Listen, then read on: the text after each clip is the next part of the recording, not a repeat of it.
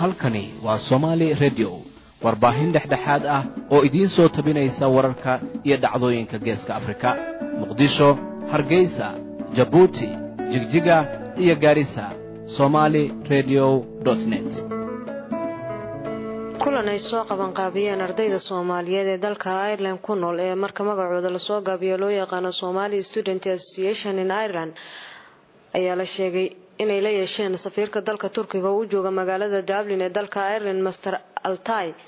ayagoona u gudbiyay fariin ay u dirayeen ra'iisul wasaaraha dalka Turkiga Rajab Tayyip Erdogan iyo qoyskiisa iyo dhammaan intii ku helisay booqashadii ay ku tageen dalka Soomaaliya iyagoo uga mahadceliyay taageerada ay dawladdiisa u fidisay shacabka Soomaaliyeed ee ay saameeyeen abaaraha iyo colaadaha ardayda ayaa kulankooda u ahaa mid loogu mahadcelinayo dawladda iyo shacabka Turkiga isgarabtaaga taariikhiga ee isgarabtaageen ummadda Soomaaliyeed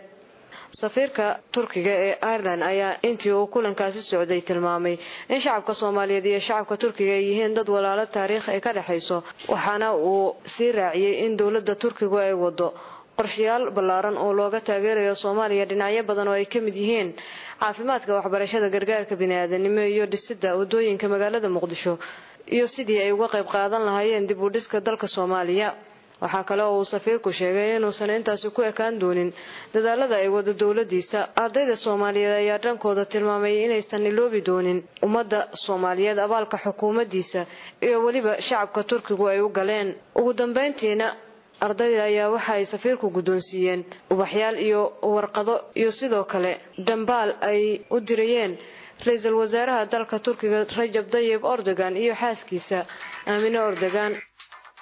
Manhal Travel Agents ma doonaysa duulimaad raaxo leh iyo ballan aan baaqan la xiriir Manhal Travel Agents Nairobi Kenya haddaad doofayso iyo haddaad imaanaysaba ka jara tigidhkaada dunida meel kastoo aad ka joogto si online ah Manhal Travel Agents